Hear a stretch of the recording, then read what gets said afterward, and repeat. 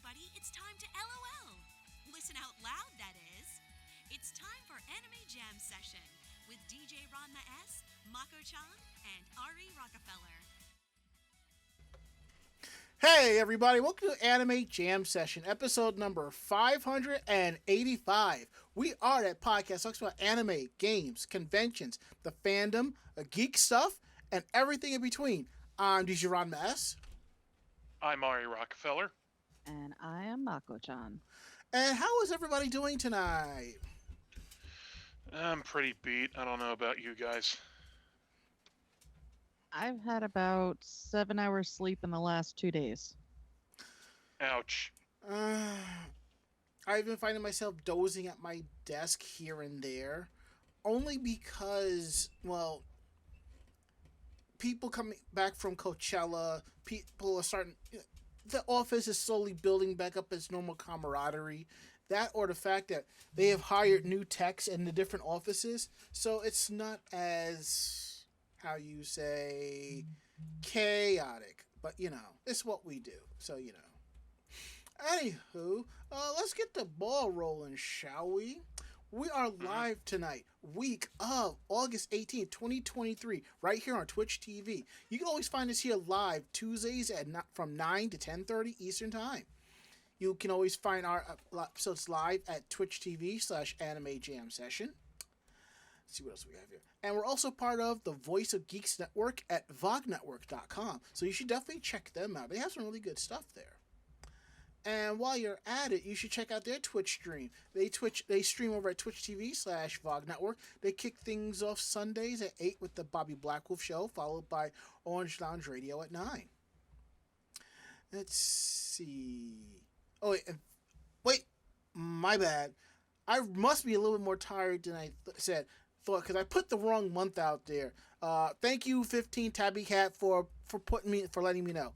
This is the week of April 18th, 2023, not August 18th, 2023. So I think if it was August, I'd probably be starting to throw money towards buying Christmas gifts and stuff and all that camaraderie and all that good stuff. Anywho, that's somewhere from stuff all the way down the line, so And don't forget, come hang out in our Discord at vognetwork.com/Discord. Every show that's part of the Voice of Geeks Network has their own channel, so come through and hang out and have a good time. And I think we are golden with that. Now we're going to move things over to how was your week? How was your day, Ari? Well, a lot of it has been work-related. I did end up working overtime this past weekend. Mm-hmm. Saturday night into Sunday morning, the overnight shift. Yeah. And that was really freaking brutal because, no, it was Sunday into Monday. I remember I worked a different amount of overtime on Saturday night. Let me guess, it's getting to the point where everything just blends as one and the same. Kinda. I'm still kind of out of whack from doing overnight shifts, which it's concerning that it takes me this long to recover from it, but that's neither here nor there. What I was saying though was that's the wrong one. Mm-hmm. What I was saying though is that crap, I forgot what I was saying. Like overtime at work, yeah. Mm-hmm. Oh, it was because we were having a lot of trouble finding people to actually come in and work because a lot of them, either called out or had sick or on vacation, which I can't really, get mad at them for. I'm mad at my bosses and their higher ups for constantly running a short-staffed operation, Mm-hmm. which is what happens. But yeah, like the day after I worked the overnight double, I slept for like 12 hours and lost track of what day of the week it was again. It's kind of funny. A friend of mine, they went to go visit family and basically slept through the entire day. So. So yeah, that's how things have been going for me. Okay. No, and I know, very boring. No, it's all good. Don't even sweat it. Most of my weekend days have been me like going to work and this and that. It's nothing that. Don't even worry about it. Mm-hmm. Mako-chan, how was your week? How was your day? Boring as fuck. Tell us how you really feel. Yeah, I mean, basically the plans that I had for this weekend were Mm-hmm. kind of so instead I did nothing, which was amazing. Oh, I can. Um, Oh, yes, yes. I did continue playing Persona 5, so now I'm into the I guess extra bits from uh uh yeah. So, I'm after the main game, I will say. oh, so So you're in the now, Royal. You're basically in Royal. yeah, I'm into the extra bits. So, Michael, let me ask you, Mm-hmm. how do you feel knowing this game, this JRPG, this fun little game? How does it feel knowing that this game has emotionally beaten you more than your own family? It definitely has some emotional what the fuck parts. Yeah. But at the same time, it's psychological, and that's what I like about it. I Like I mean, said. it's definitely a psychological mind fuck, but I like it. So it's not really bothering me. Mm-hmm. But yeah, I mean, either way, it's fun. Granted, half of the freaking thing is just nothing but cutscenes, and I'm actually getting to a point where I'm just like, shut the fuck up! I want to play the game. So, once you're done with Persona 5 Royal, you know what you need to do now? What? Sit down and watch Neon Genesis Evangelion. Why do I have to wait until after I'm done playing the video game to watch that? To stay on that psychological high so you can watch a 26 anime episode fuck with your head even more. Well, Speaking no. of high, weed is what you will need to understand Evangelion's plot. No, you Well, need that for the yeah, last 3 episodes. I've watched all of Eva. But So- still. No, what I'm gonna do when I finish this game is to start a game plus and potentially stream it. Oh boy. Yeah. But if that is the case, I actually started watching a couple of different streams that are no commentary streams. Mm-hmm. So that might actually be what I do, and just sit on here and play the game and interact in the chat, but not actually talk. So it's just like people watching the game. So you just Do you be have, like conversing. So you'd be like conversing with chatters and just be like, "Oh hey, how you doing?" and just get back into it. Oh no, I wouldn't be talking at all. Oh, okay, got you. Mako, Yeah, do you have Stardew Valley on your Switch?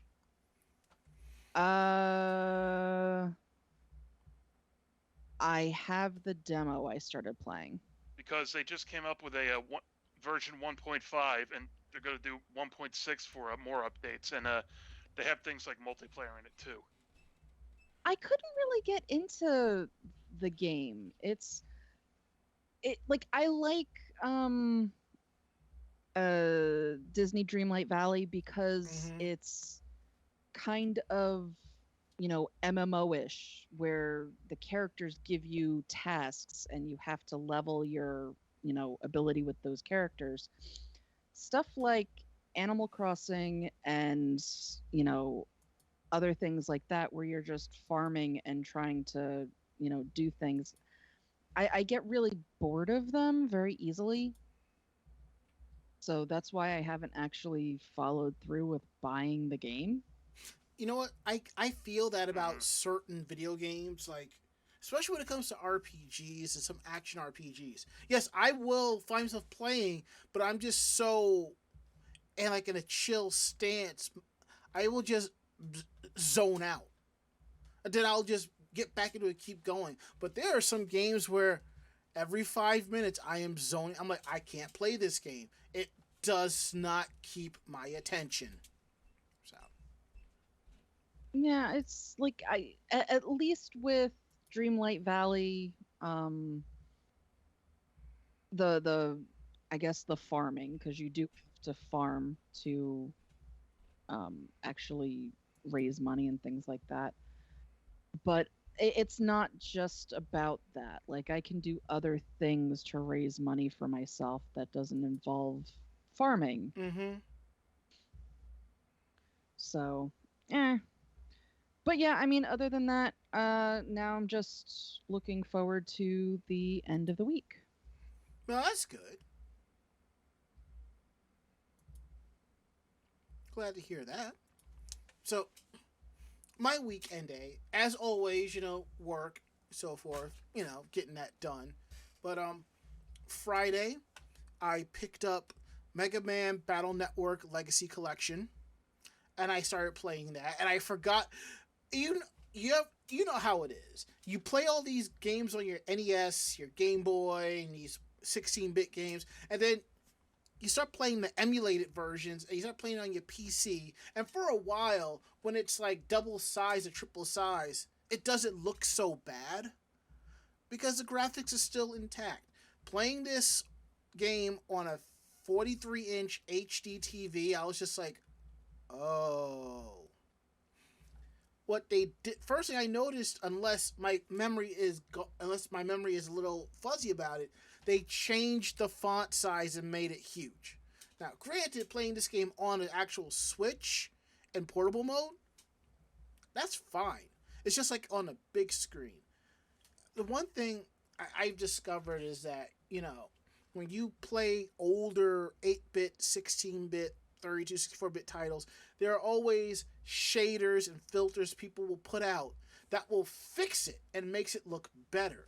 Like, I was watching a video on how somebody has made mods for 8-bit Nintendo games where, the game looks a lot close to the arcade version, or the graphics look like it's towards the end of the NES life, where looks more detailed and so forth.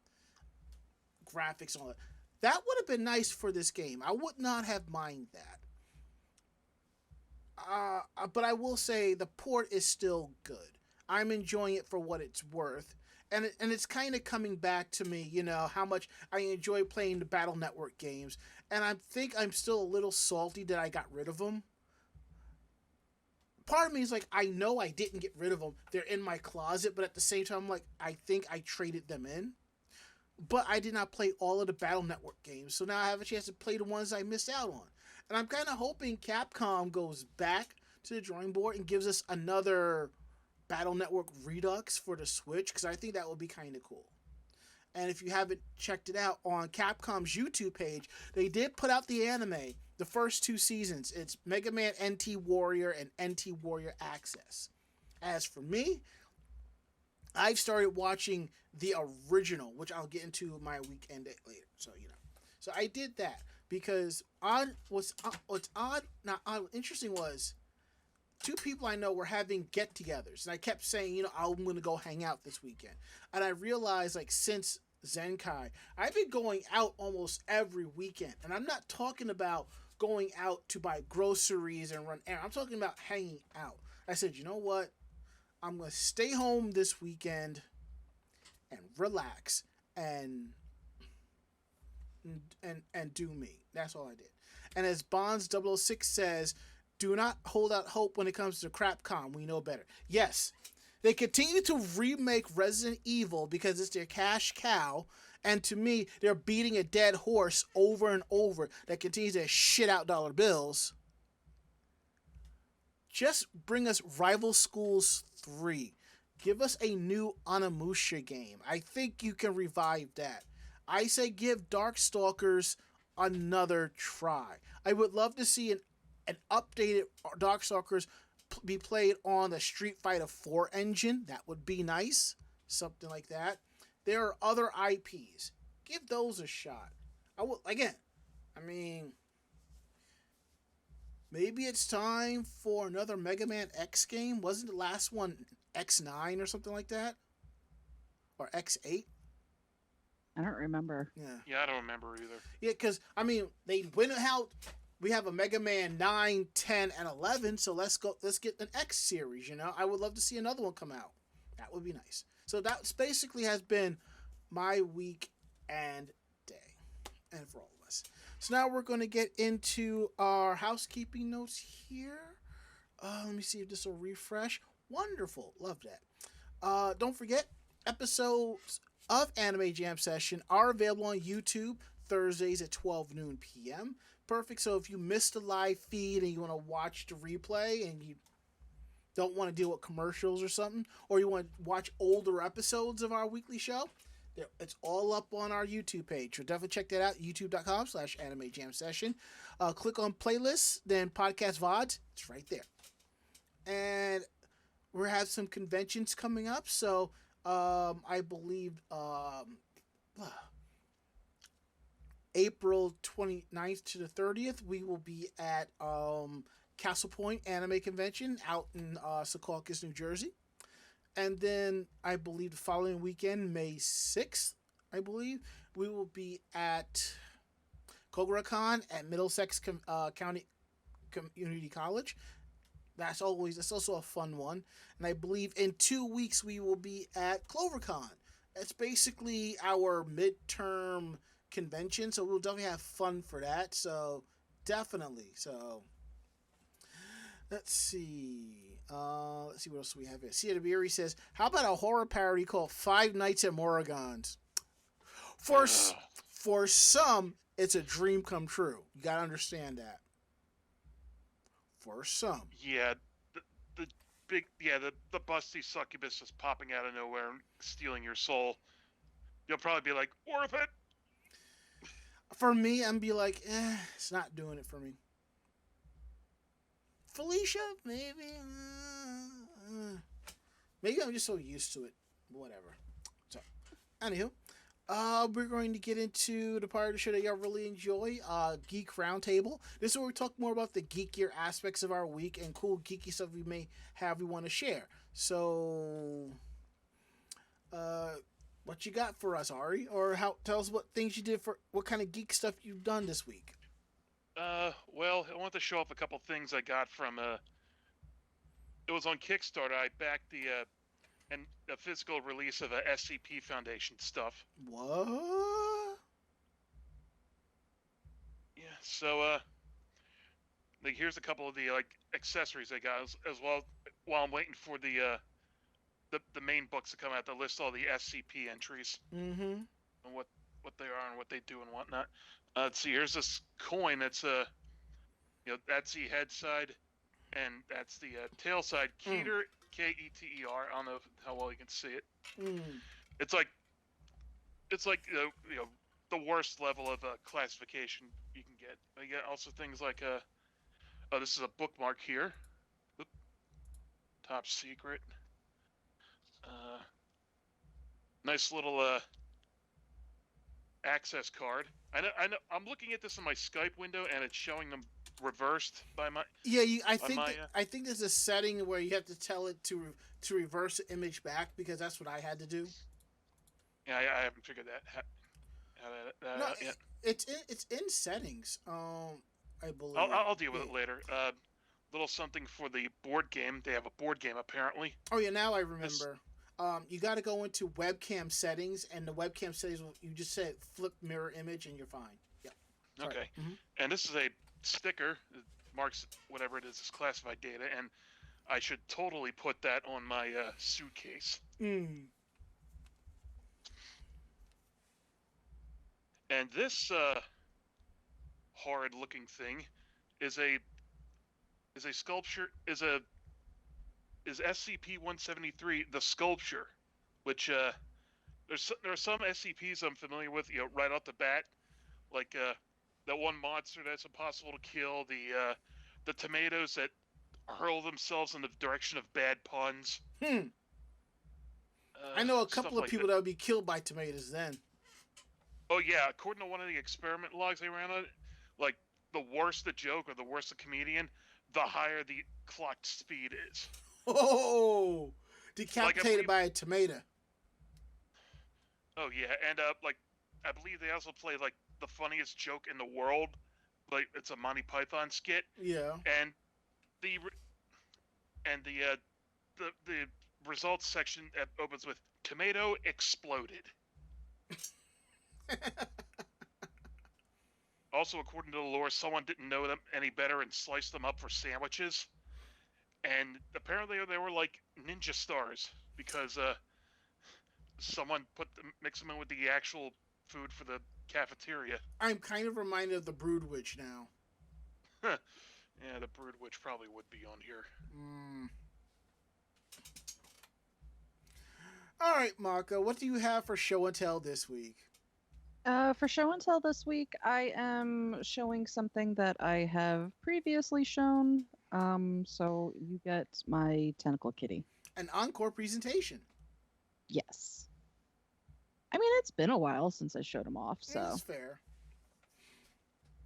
All right, so anime-wise, I finished up D4DJ All Mix Season 2, which that is, and that's really good. I enjoyed that. I started watching Classroom of the Elite, I'm thinking this anime is like something along the lines of Azumanga Daioh or Lucky Star, some comedy about bullshittery and hilarity in the classroom.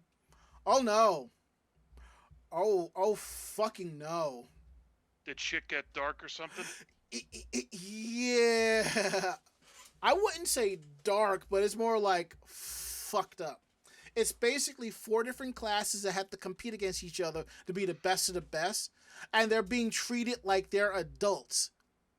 So, like, instead of yen, you get points, and you're able to spend points on stuff. And some people don't know how to properly budget their points. Oh boy, they're going to learn the hard way. Yeah. It's basically sim life, per se. And the higher the class rank you are, the better respect and stuff that you get. So, I'm like on episode 10 now, and season 2 just dropped, so I'm probably going to go right through season 2 right after this. I mean, some of it reminds me of some of the shit that I went through in high school, but not so bad. I will tell you this now. This won't trigger you. Even if you had bad high school moments, in this, it's like, it gets, there's a little bit more camaraderie and so forth. And the best part is, the main character reminds me of a modern day Shikamaru. Except he is a lot more devious. He doesn't care, but he's a lot devious, and he tells the main female character, "I got your back, but stay out of my out of my life, out of my personal business." You can respect that. So there's that. I want to give an update on the Zenkaikan photos. Friday has been edited, and I'm starting on Saturday. So I am hoping to have Saturday and the Masquerade done by the end of this week. And hopefully Sunday I can knock out. This Sunday I can knock out the Zenkai Sunday photos because it wasn't that much. And then I can actually work on the videos and the photo shoots and stuff like that. My main goal is get all of this done before Castle Point, because that's another 1,200 right there. And then Kogura Con is going to be probably another 500 or something like that. On the plus side about Kogura Con, it's a little bit smaller, so I can have a little bit more free range freedom taking pictures with people that I know. So, and also, about a couple of months ago, Cinenite had pointed me to this link to a Hot Wheels car that I was very much interested in purchasing, but I couldn't find it in retail stores. I thought I did, but it was the playset. So I took that back, somehow this item was on ringsidecollectibles.com. So I bought it there. This Hot Wheels car is a little bit more expensive than I should have paid for, but it wasn't so bad. Like, I paid $15 with shipping. It was like $10 and then $5 shipping. Something like this should have retailed for like $5 or $6, but you can't find it anywhere. And if you're probably wondering, well, what did you find? I picked up the plumber's van from the Super Mario Brothers movie. Oh, Looks awesome. Yes, on one side is Mario, but since I'm keeping it in the packaging, the other side is Luigi. And they're saying that movie is on its way to collect $1 billion. It doesn't surprise me. And I just read this one article. Of course, it was off of Kotaku. Because let's be real, Kotaku do not know their ass from a hole in the wall 75% of the time. And I'm being generous. And they're basically saying the success of this movie could bring us to more terrible video game adaptations. Well, hold on. They had to be very careful for the adaptation of this. Nintendo learned the hard way the last time they did, and they adapted their official franchise, their mascot. I really think if you put enough care and love into it and you get the right people, it's going to turn out to be good. I mean, the Resident Evil TV series only lasted one season because that went royal shit stains. The Halo TV series, somehow it got a season 2 and it strayed so far away from the source material. But look at the Sonic games movies. It went with a base source material. They made some slight changes, but it works. The Sonic movies are in its own universe, but it plays through regardless of what it is, and that's what you need to do. And I know there's talks about a Zelda series or a Zelda movie. I don't want a Zelda movie. I really don't. Because it's too much. I want a Zelda series. And I would love for them to adapt the first game. And I was talking to my friend Chibi Tifa about this, and I said what they should do, open it up where they're doing some excavating. And they find these runes and these glyphs and so forth. And they're in a college or something like that, a museum, and they're looking through it.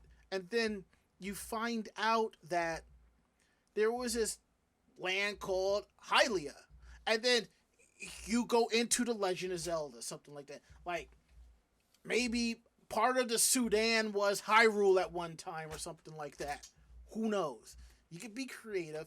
I think it would work. Something like that. And you can adapt every game. And then when you get to the Ocarina of Time, you could split that off and have some fun with that shit.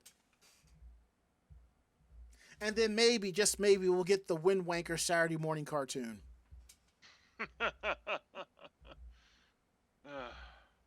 But yeah, that has been my week and day. Also, one more thing I want to discuss real quick. One thing about my neighborhood, it's relatively quiet. And I'm talking, I could come in all hours of the night and not be bothered. Because my neighborhood is that quiet. Outside of the couple of times I've had packages stolen, I've had stuff sitting on my porch for like up to 3 days and no one's bothered it. So last night I'm laying in bed watching Classroom of the Elite, and then I just hear a bouncing basketball come down my stairs, and I just felt my body just jump out of its skin. All right, this is like 12 midnight. I was not expecting to hear that, and a part of me is like, I should go out there and see what that's all about. But at the same time, I'm like, no. If there is somebody that's messing with me, they will try to knock on the door or do something. But also, if somebody's going to walk down this walkway, that dog is going to start barking. So, and that has happened once. And I saw a shuffling of feet go right by. This was one time I was up at 3 o'clock in the morning, gaming. And I was just like, I was PC gaming. And I looked at I was like, oh, okay, fine, whatever. So, that has been my Geek Roundtable. So now, we're going to get into tonight's story, which we do have to slightly retcon, because it seems that it might not be true after all, as much as I wanted it to be. Oh yeah, we were really getting our hopes up on this one, weren't we? Oh, yeah, because I like to call it the curse of Cowboy Bebop. the curse of Cowboy Bebop is whenever there's a live action adaptation of any anime, regardless of how great it is or whatever, it will be canceled within the first season. To me, the first victim was Resident Evil. I was kind of hoping the second one would be One Piece, because despite what some people thought, Cowboy Bebop was good. It got the ratings, but so many people slammed it that after after it was released, people just stopped watching it. But anywho, well, let's get a little bit deeper in here. And this story... I just think it's fun punching down at One Piece. Oh, me too. Me too. Me too. Now, our story sources on this is this? Huh. What do you know? The original article that we have was updated. Okay. If I'm looking at this correctly, our story, yep. This story comes off of CBR.com, which is Comic Book Resources. They were originally saying that there was a private screening of the live action One Piece, which I was surprised it was ready, and it didn't fare too well to people. And to be perfectly honest, I was kind of hoping that it tanked out, because I had this sound effect ready, so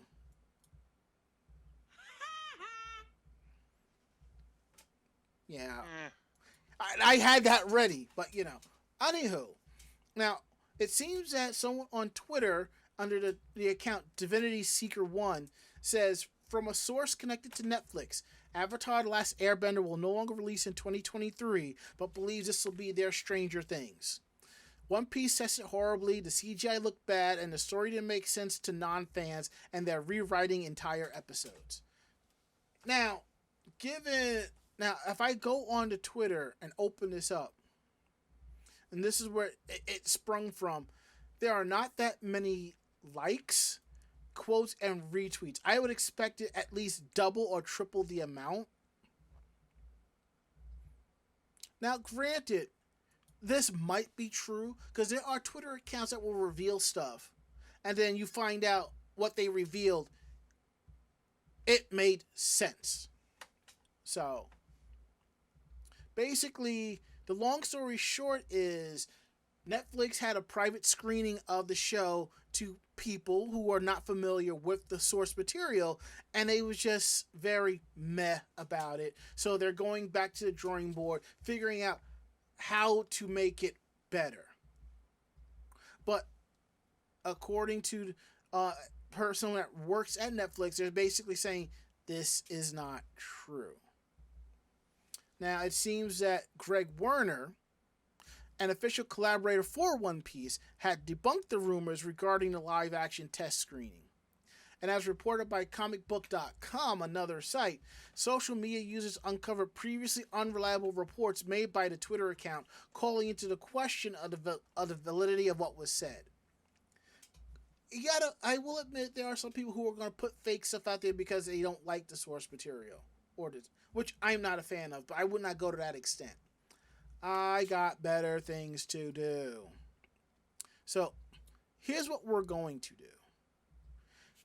Netflix is going to continue to do their thing. Now, supposedly, according to the rumor mill, we're going to see the first episode August 31st of this year. So, we're going to wait. We're going to see it come out. Then, and only then, we will know if it's going to get a second season or not. Now, as much as I hate One Piece, as much as I want it to fail, there is a part of me that wants it to succeed because their next project is Yu Yu Hakusho. But you also got to understand, when it comes to these three series, all Netflix did is secure the rights. There is a different production company handling this. Netflix does not have their hands in what they say in this. So, we will see in how it goes. And Sia Dabiri says, how to make live-action One Piece better. Replace it with PGSM or Cutie Honey the Live. Sia Dabiri, let me tell you, I I would have paid good money for a live action Sailor Moon done of that Saban. I would have liked that because during that time in the 90s, TV shows that were mixed with live action and cartoon were very popular, like Super Mario Brothers Super Show, Video Power Season 1. I believe there was the Ed Moriarty Show or something like that. There was a bunch of it did good. So here's to hoping. And just so you know, the reason why PGSM, Pretty Guardian Sailor Moon, did not get a season 2, it was not because of the ratings. It got the ratings, but the merch. Yeah, the merchandise didn't sell enough to justify a season 2. So, I will say though that not all live action mixed with animation is good. Mm-hmm. Oh yeah. See, sucks. Case in point, Code Lyoko season 5. We don't talk about that. And as Cedabiri says, Tenko and the Guardians of Magic. I forgot about that series. Completely That's probably forgot. a good thing. And don't forget Fairly Odd Parents. There was a live action movie. That was just the movie. It has no continuity with the actual cartoon at all. So Bonzilla 6 says, how about another Ben 10 film? I'm going to let Ben 10 slide because it was directed by Alex Winters.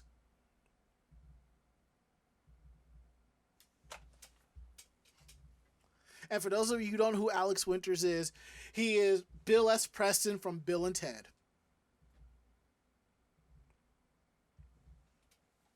Anywho, now we got that out the way. Let's get into our next story. And on the plus side, I don't have to play the 4Kids One Piece opening, and I don't have to risk a content strike. See, Ari, you frown. You also don't have to risk me diving into my computer on my way to jump out of your monitor and start throttling you like a friggin'.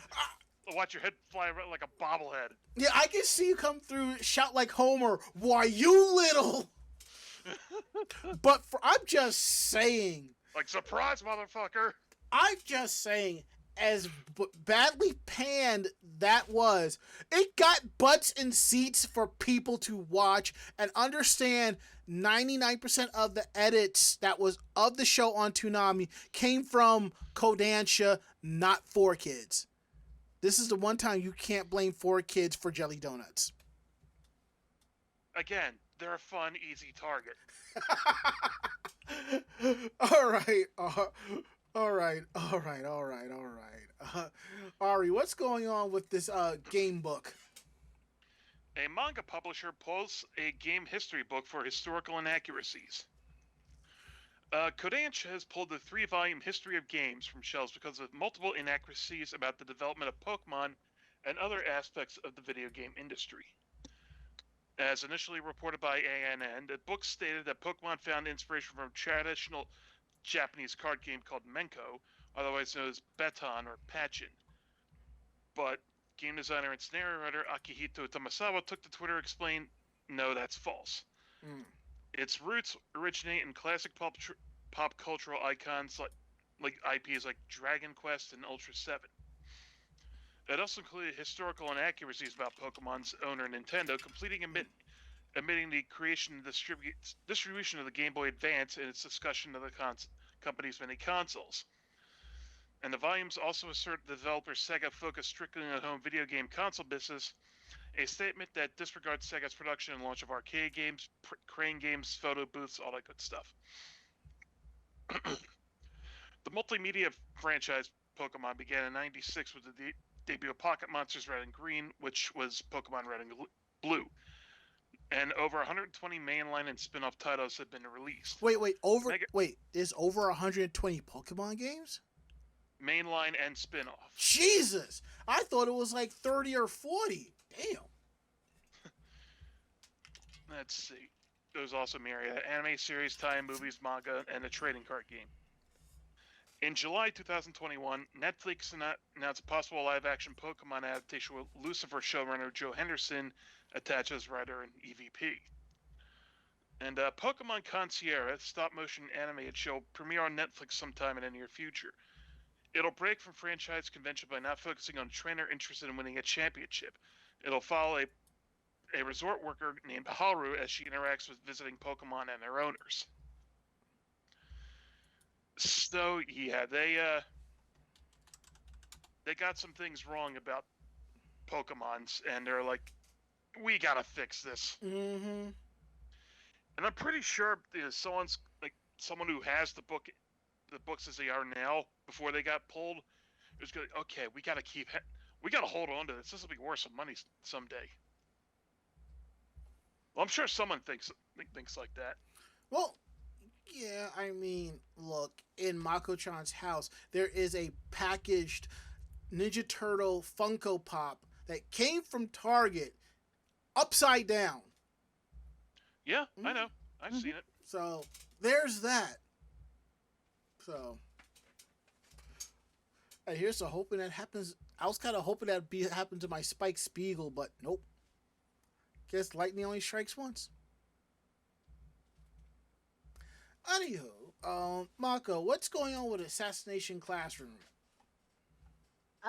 Yeah. So, Gifford Middle School in Eastern Florida removed the Assassination Classroom manga from its library last month after receiving complaints from groups. Of course, Florida. Mm-hmm. The Elmbrook School District in southeastern Wisconsin similarly removed the manga from its electronic library last month after a complaint by a parent. The series is facing challenges in other states as well.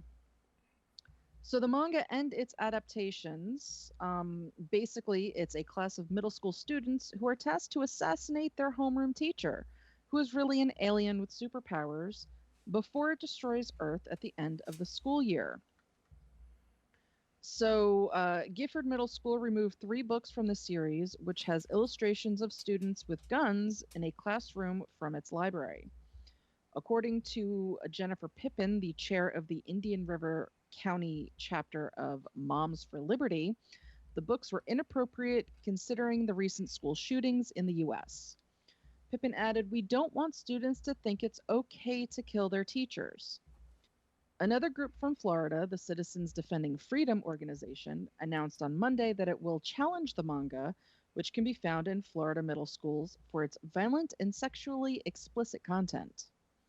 The organization's National Communications Director, Kristen Huber, stated, "We should all be able to agree that violence toward teachers and explicit sexual content is not something that schools should be glorifying or promoting, especially on taxpayers' dollars."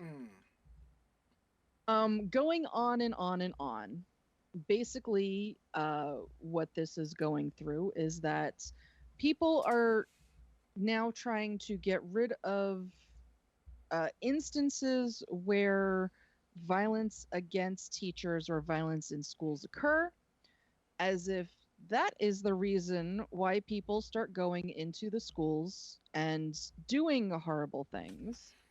And or trying to put teachers up as some kind of golden calf that you're supposed to obey no matter what, or no matter how out of whack they are. No, this is going back, and it's been going on for years and years and years.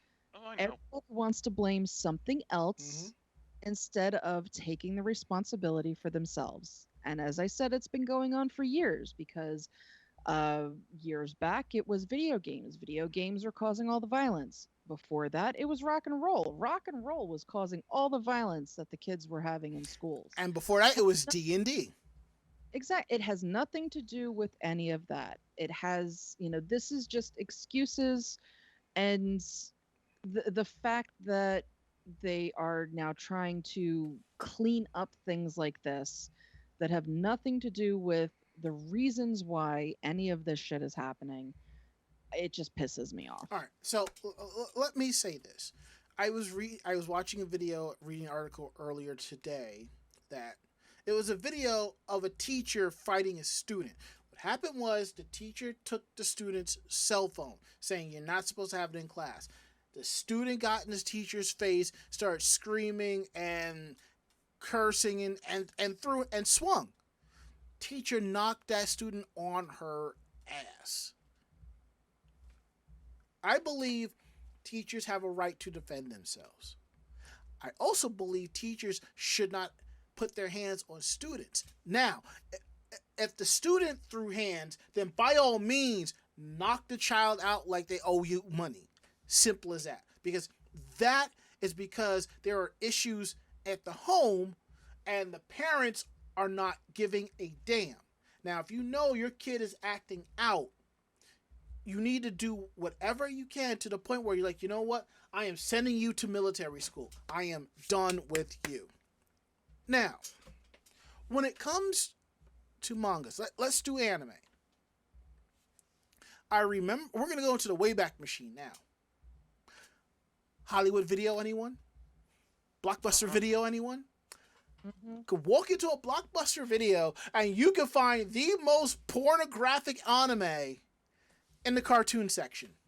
That's because they didn't know what anime was, and they just thought animation equals for kids, and which is why you got things like freaking Grave of the Fireflies in the kids section. I'm not talking about Grave of the Fireflies. I'm talking shit like Aruska Doji, La Blue Girl. You can see on the cover, it says not for kids.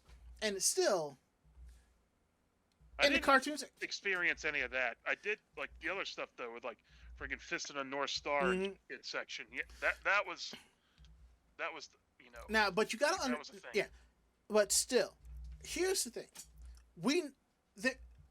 American cartoons have a certain style to it. Anime has its own certain style. Nowadays, sometimes you can't tell one and the same because it's either being done in an Asian studio or the studio here is using that either or. But back in the late 90s, early 2000s, it was pretty easy to differentiate. Viz, they're all putting on there, not for children. They had little rating systems on it, but you still found it there. Now, the local video store that I used to go to had a separate section for anime, and it said there, anime, not for kids. Simple as that. Now let's talk about manga.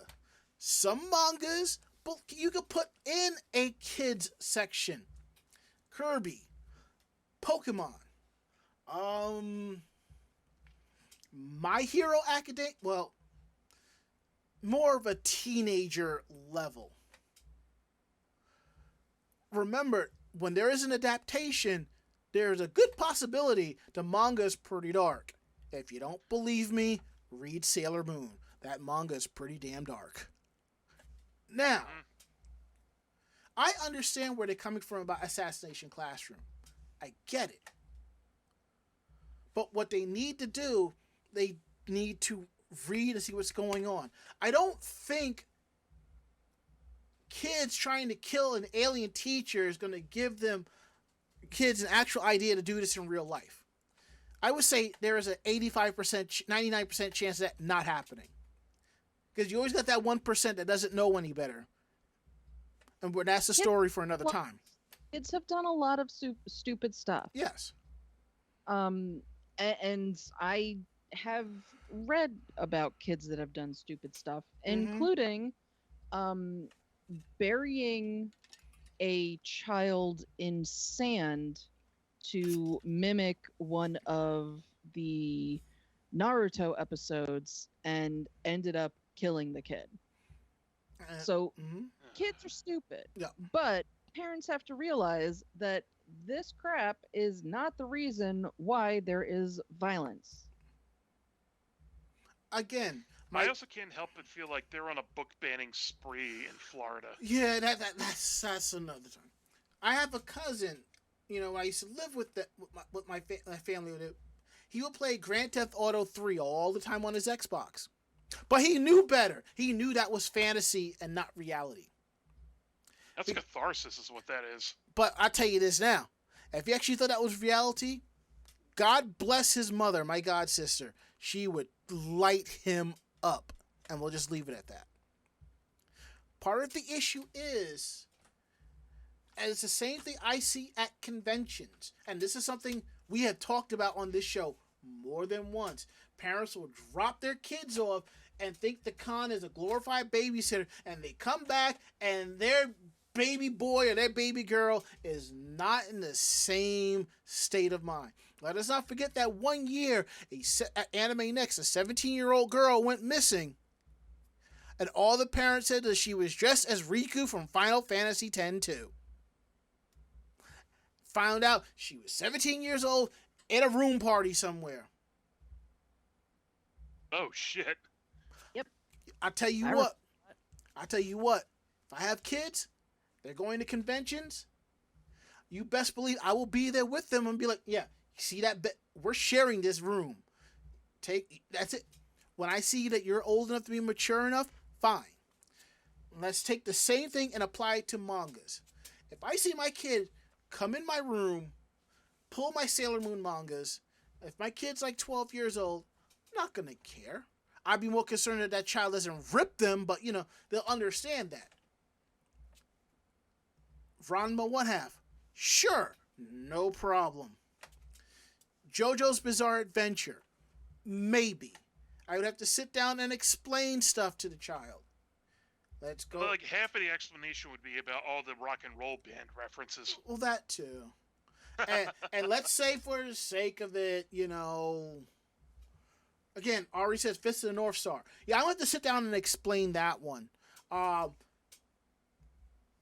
Attack on Titan. Yeah, I'm going to probably have to explain that one. Because there are some titles that are up there. Again, not every manga out belongs in a children's section of the library. Some of them don't even belong in the teenage section of the library.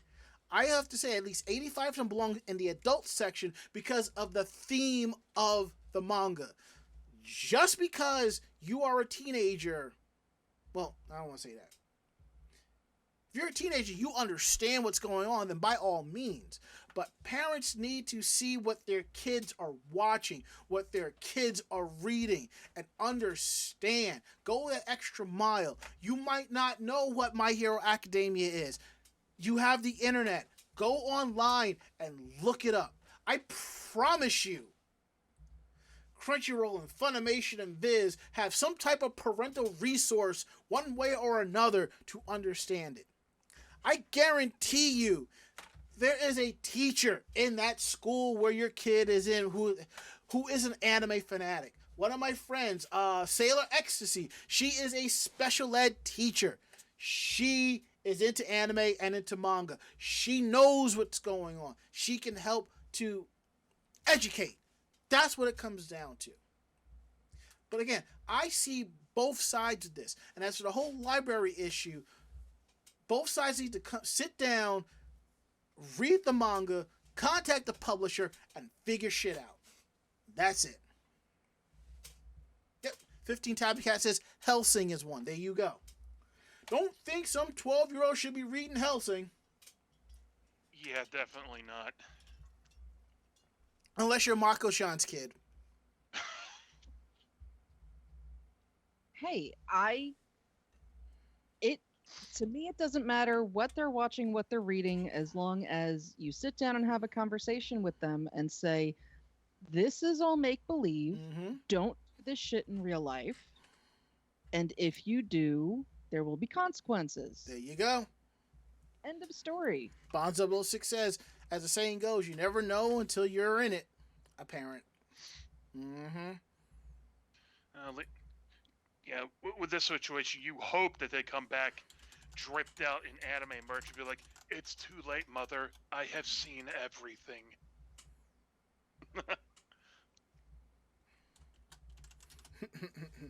Where they've just gone full weeb even harder than you did when you were that age. As long as, look, if my kids go full weeb and they go through my clothes, I don't care. As long as they'll come back damaged to where a good wash won't fix them, One wash might not be good enough. Trust me, if they go to a con, they will have their soap, towel, and deodorant. You best believe. Yeah. Am I on the next one? I think so. Let me double check this. Yes, you are. I have the one after that. Yep. Okay. The subcontracting studio Taku Ranke files for bankruptcy, but newer Takurake company continues. The financial research firm Teikoku Databank reported on April 5th that Tokyo-based subcontracting anime studio Studio Takuranke filed for bankruptcy in a Tokyo district court on March 29th. The firm said their current debt is under investigation. The studio was founded in September 1987 and was reestablished as a corporation in February 2014. The studio mostly works on in-between and key animation. The studio has worked on several hundred anime works, but is known for entries in the Pokemon anime from Black and White, Sun and Moon, XY, XYZ, Journeys, and several Pokemon films.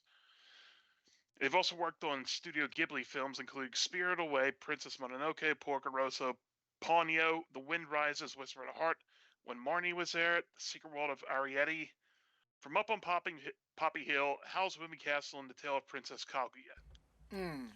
And some of the other film and TV series they worked on include Erica 7, all four Rebuild of Evangelion films, the Pat Labor franchise. Patlabor. That right?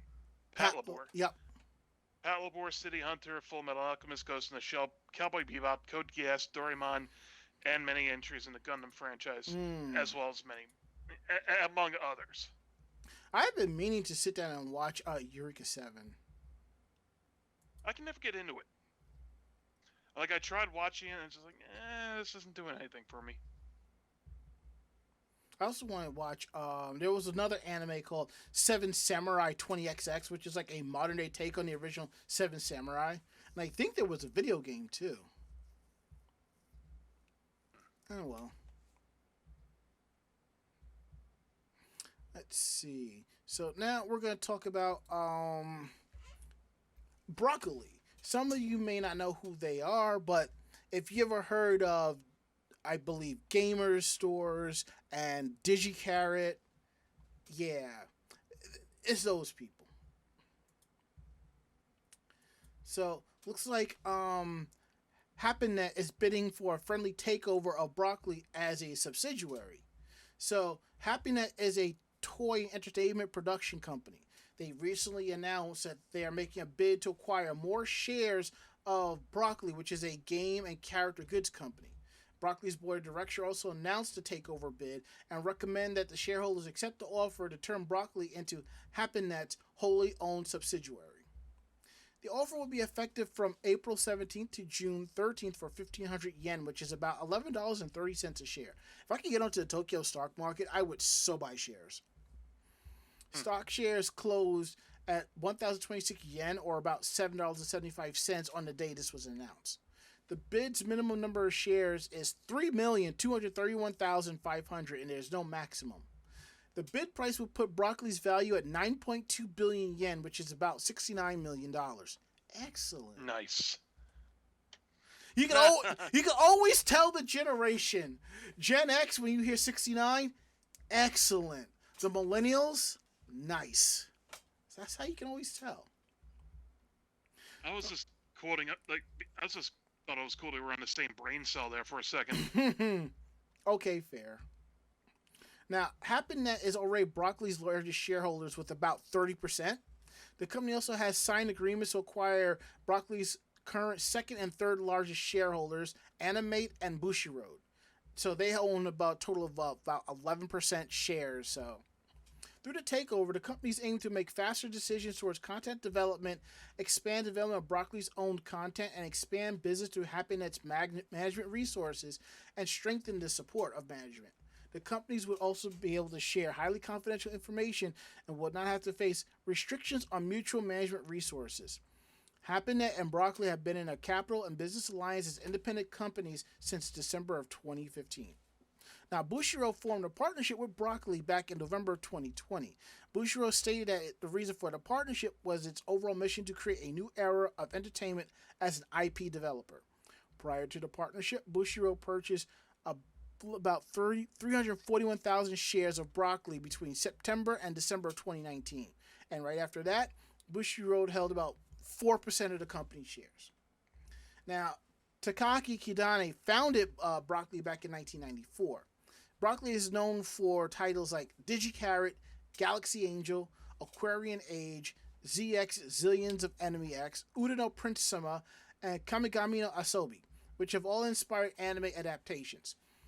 The company was also involved in the production of such anime such as Peta 10, makes sense, H2O Footprints in the Sand, Psychic Force, which is like one of my personal favorite animes. It was a 2-part OAV.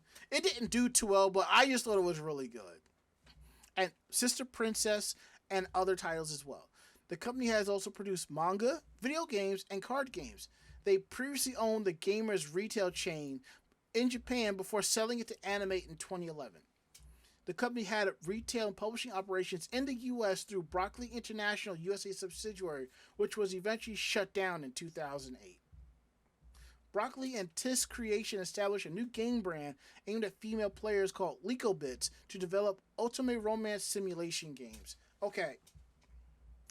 I feel like that meme, it's like what women want, and it shows Bishonen and romance and all of that, and you see in the other scene what women really want, and you just see giant mechs blowing shit up. Yeah. I was going to ask Mako, but she already answered. It's hard to not get behind giant mechs blowing shit up. Exactly. It reminds me of the meme. I think it showed this young girl dressed as a princess, but she had like the Voltron. No, she had the Voltron Halloween suit on and wearing a princess crown. And the meme was like, "But do I get lasers or something like that?" HappenNet was founded back in 1969 as a toy and wholesale distribution company, but began expanding its fields of businesses in the 2000s to also include visual and musical software, video games, card games, and other entertainment products. They absorbed Beam Entertainment in 1999, and the production company changed its name to HappenNet Pictures in 2002. Bandai Namco Holdings is the company's largest shareholder. Interesting. And I believe we are on our last story of the night before we get into Meanwhile in Japan, which is kind of cool.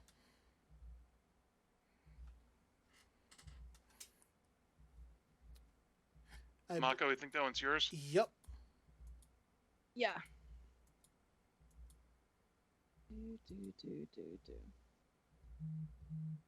Yeah. So,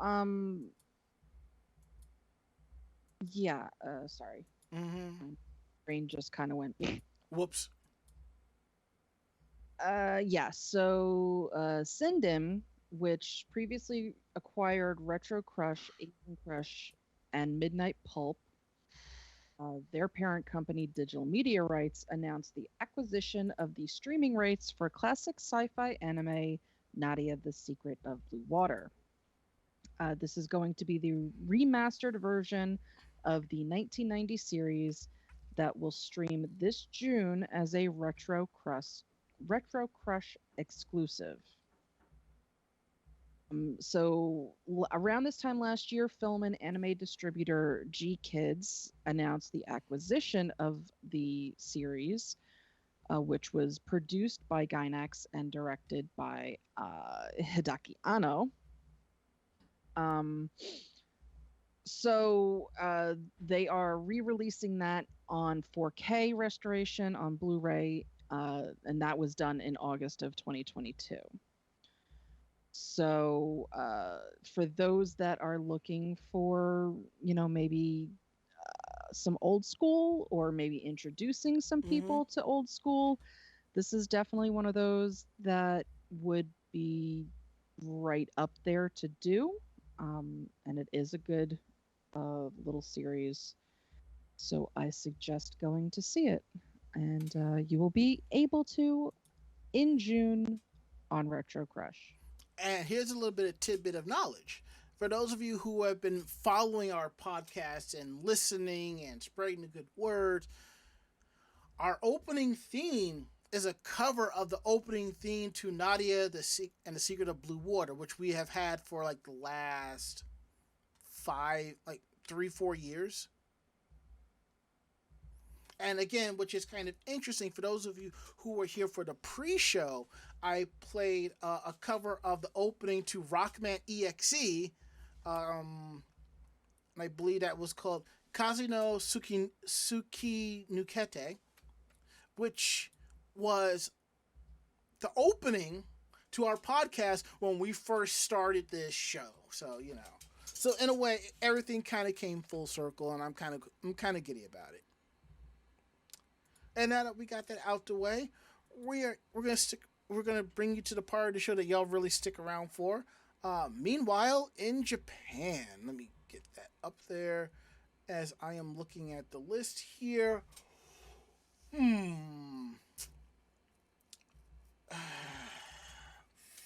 Fuck.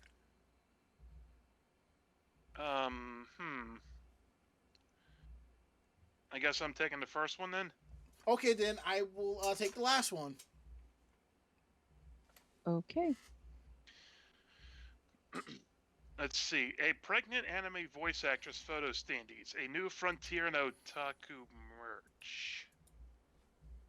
I don't like where this is going. That makes two of us. It's no secret a lot of anime voice actors and actresses promotions draws from the performer's image as an attractive, romantically desired individual. Because of that, it used to be the norm that voice talent keep their actual romantic relationships down low, so as not to spoil the daydreams of adoring super fans and risk losing their support / spending. See, they said the quiet part out loud in the end of this sentence. And while there are still anime voice vocal performers who are marketed that way in recent years, there's also been an increase in number who are unabashedly open about their personal lives, such as Asuka Nishi. The voice of characters such as Ravel from High School D&D, Anna from Redo a Healer, and Anya from Is It Wrong to Try and Pick Up Girls in a Dungeon. She announced in April of 2011 that she got married to a man from outside the entertainment industry, followed by another announcement this past November that she was pregnant with their first child. And then on Monday, 35-year-old tweeted a photo of her new baby girl. Obviously, the tweet was quickly met with replies of congratulations. Now fans have another way to cheer on the mother. And an official acrylic mini standee of a pregnant maternity clothes-wearing Nishi have gone on sale. The 12 centimeters, about 4.5 inch standee shows Nishi with a pronounced baby bump and a soon-to-be motherly glow. They're part of the Asuka Nishi and maternity goods set, which includes baby on board safety sticker, roughly 10 centimeters, and to be placed on whatever vehicle your infant is boarded. And also a maternity key holder, which says, "I'm listening to Nishi no Rajiji," Nishi's internet radio program. The overall design and coloring closely resembles the straps expectant mothers of Japan put on their bags as a nonverbal request for kindness and consideration from fellow passengers on public transportation. I didn't know that was a thing. Anyway, the set is priced at 6,600 yen, about $50, and orders will be taken until midnight of April 24th, with delivery scheduled for late May. I probably should have... They could have used a better word there instead of delivery. Maybe it was there on purpose. Yeah, I don't doubt that for a second. I'm just waiting for an overlap of the Asuka. Hang on, I just completely blanked on her name. Whoops. Asuka Nishi. Asuka. There we go. I'm just waiting for the inevitable Venn diagram of Asuka Nishi fans, like stalkers. Okay, stalkers, sure, and pregnancy fetish people to get their hands on us. And we read a Meanwhile in Japan article about someone having to extract that standee from some orifice. Every day we stray further and further away from God.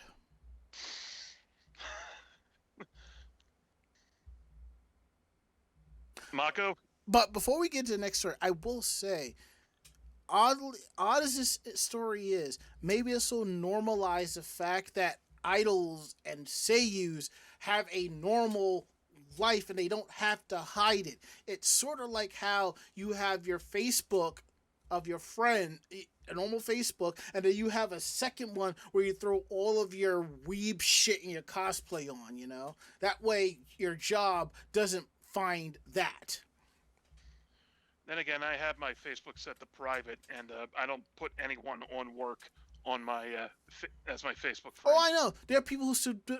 Mine is friends only too, but because I'm in IT, I could put all types of shit on there, and it's just cool. But there are people who it's still friends only, and they still can't put on it just in case, which I totally get. And continue on, Mako. I have to agree with that. I don't put anybody from work on my Facebook, even though it's friends only, Mm-hmm. just because I don't trust the fuckers. Oh, I get that. I think I have former co-workers on mine, but they don't post Yeah, enough for former shit. Yeah, coworkers I definitely have. Current coworkers, no. yeah. That's what LinkedIn is for. So, some of the newest in the capsule toy vending machine swag is a little shitty kitty. So yeah, the newest ones are snow globes. And snow globes, you know, they normally either depict a cold weather location or they go opposite so that it's kind of humorous where, you know, snow is covering a tropical beach. Mm. But the newest in the capsule toy industry are snow globes featuring cats. And if you take a really close look at those cats, you can see that they're all in the litter box. Mm. Each one of them is pawing up the contents of their litter box and sending them flying about, which is a scene all too familiar to cat owners.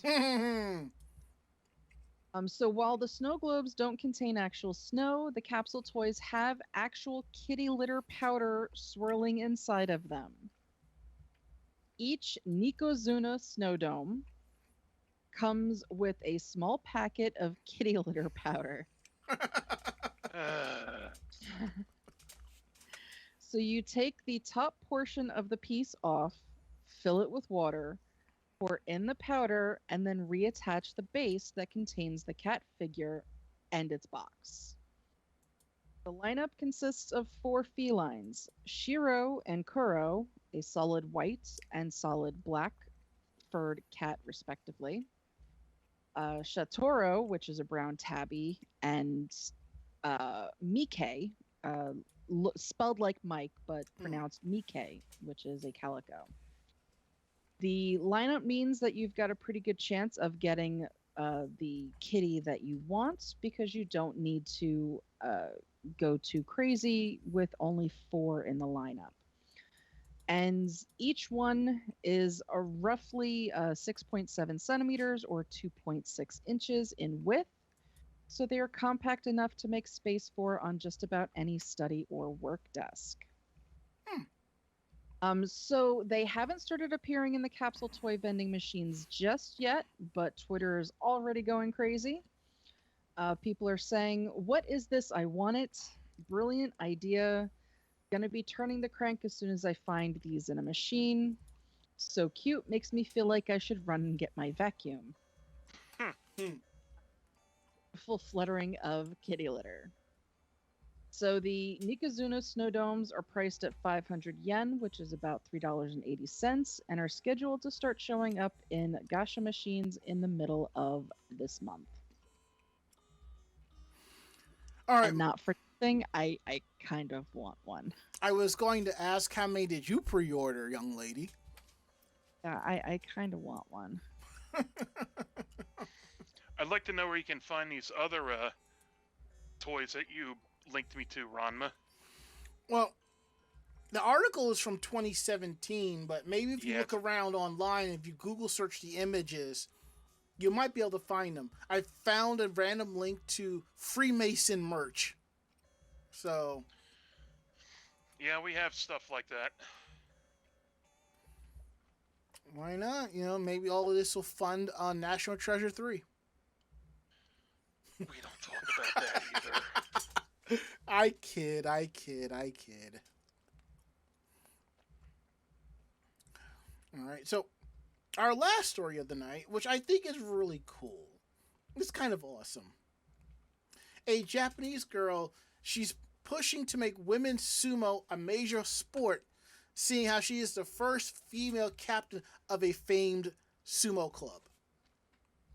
And I think that's really awesome. All right, let me drop this in here.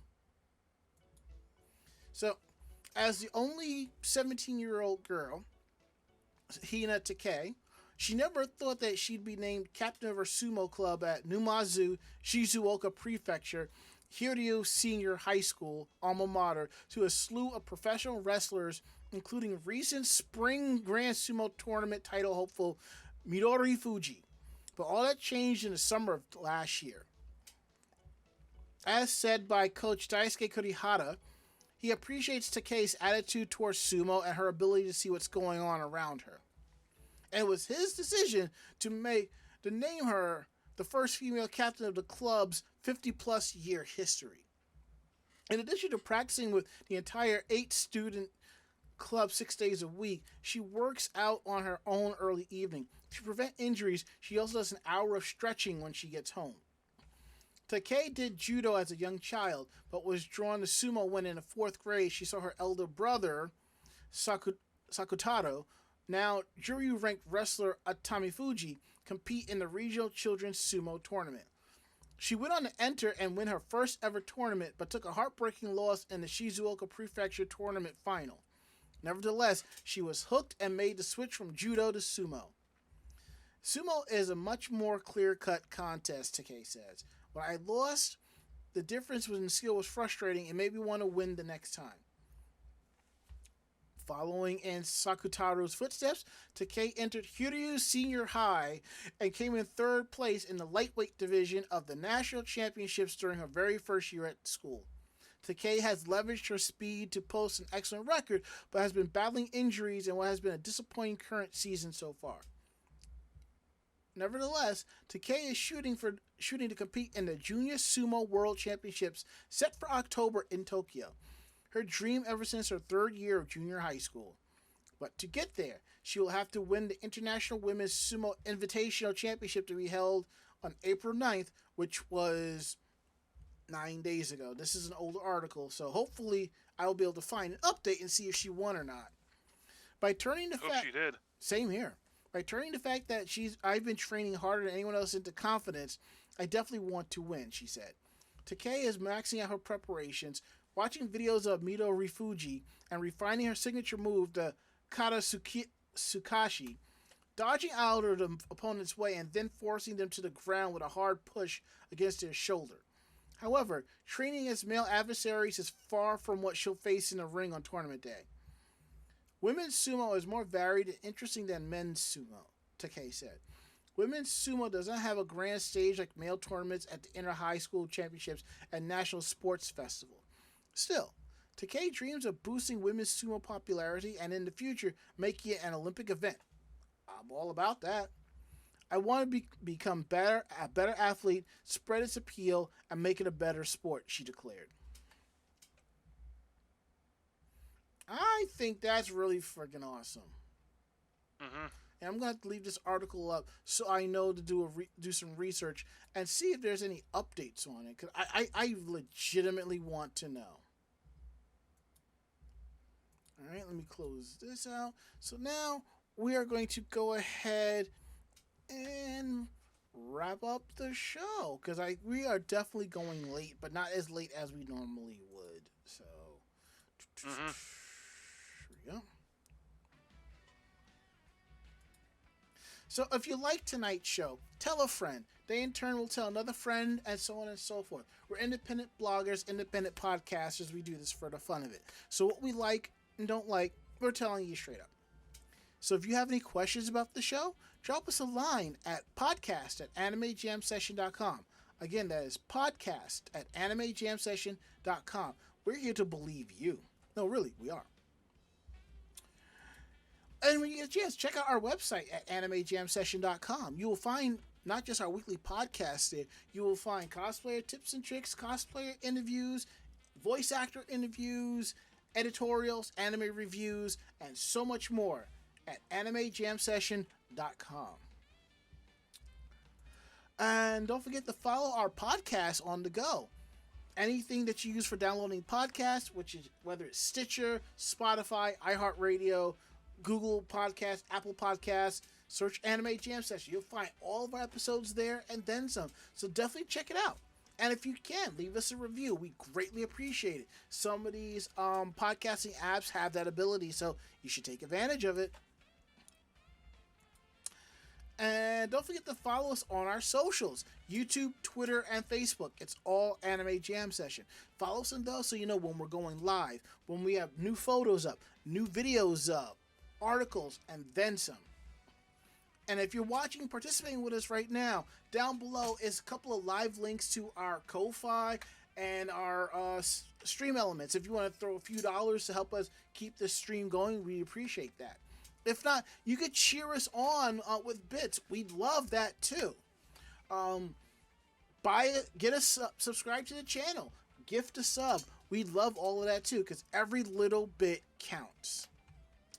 So now we're going to go around the room. Last words, Ari. I have to empty out my bathroom by tomorrow morning. They're coming to redo the tiles in the room and possibly take out all the drywall, put everything in fresh and new. That's nice of them. Gotta love it. It needs work. Trust me. Gotta love it when management and landlords actually care about their tenants. Yeah, I put in a request for it like 2.5 months ago, but that's neither here nor there. At least it's getting done. If it was in the projects, it'd be like 2 years later, still waiting. Huh. Mako-chan, last words. I need a nap. You always need a nap. Yeah, pretty much. Yep. My last words.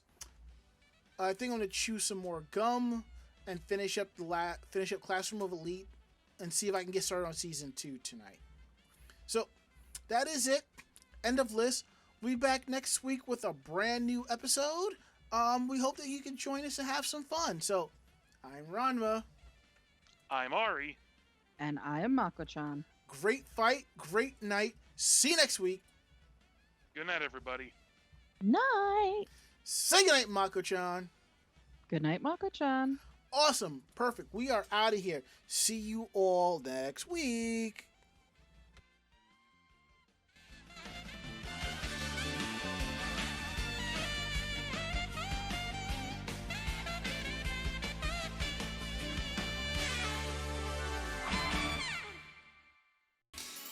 This podcast has been a production of Anime Jam Session and AJS Productions.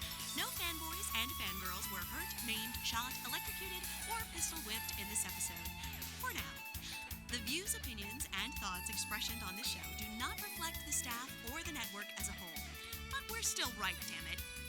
For transcripts of this episode, start typing. Check us out at animejamsession.com and vognetwork.com for more information about us and other programming. Jamatane!